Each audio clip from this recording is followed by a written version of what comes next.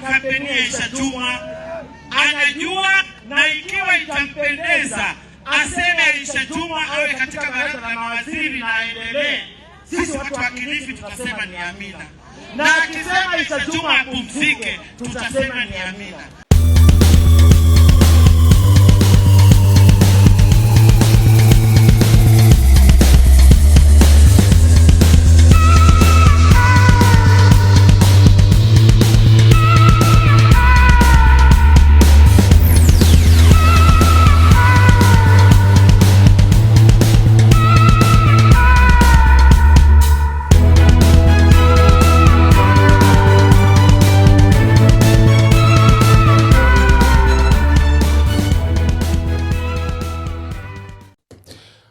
Welcome back to Havana Media. My name is Boniface Wino, and as usual, I'm going to be your host for today.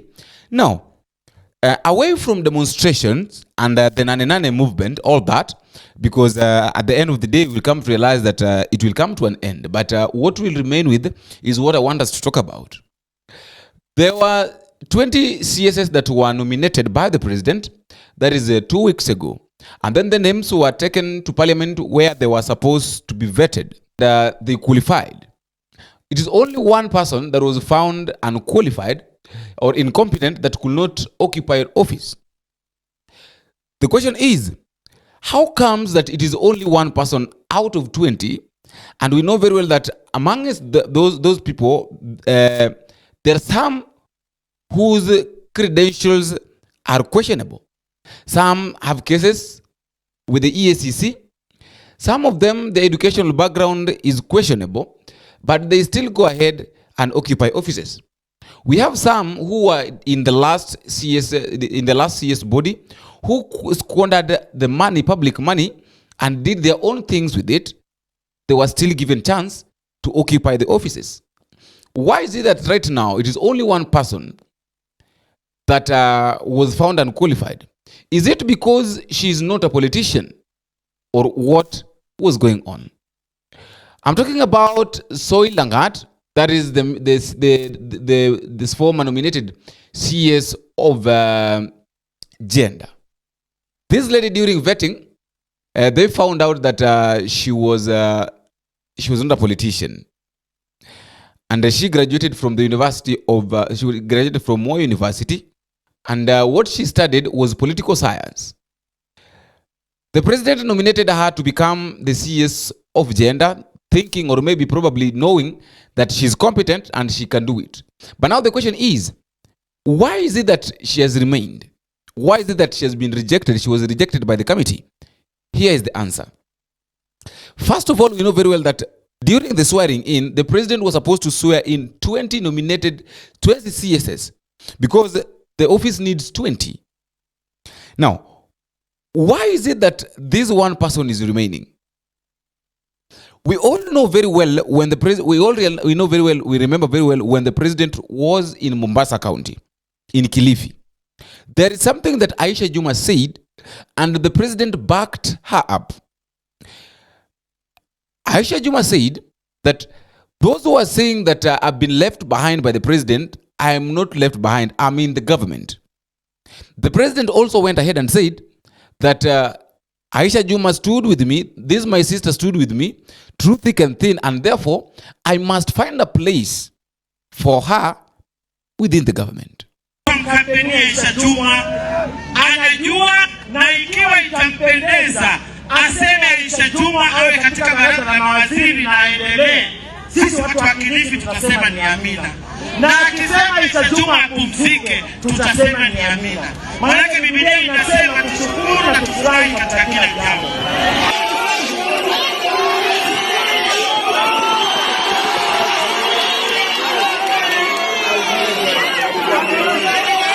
So the question is, could it be that the rejection of Soy Langat is a way of bringing in Aisha Jumwa into the government to come back and join other CSS to be the gender CS? That is the question. Why is it that others are accepted? She's rejected. She's a woman. And we know very well that this position, majorly, it's supposed to be held by women. The only woman that is remaining outside. Amongst the women, those women that were rejected is Aisha Jumwa. Let us look at Moses Kuria cannot take the position of gender. Truth be told, he cannot. The only person that can take that position is Aisha Jumwa. All the women, people like Soipan Tuya, were sent or were fired with her, they are back. She's the only woman that is outside. So that one has been my question, that is it true that this woman wants to William Ruto wants to bring this woman back? According to Ruto's statement, Ruto said very well that is going to bring back, is going to give Aisha Jumwa a position in the government. We did not know the position that she was going to be given, but right now it is automatic that William Samoei Ruto had prepared a place for Aisha Jumwa to come to hold this position as a gender CS. The question is, will Aisha Jumwa be accepted?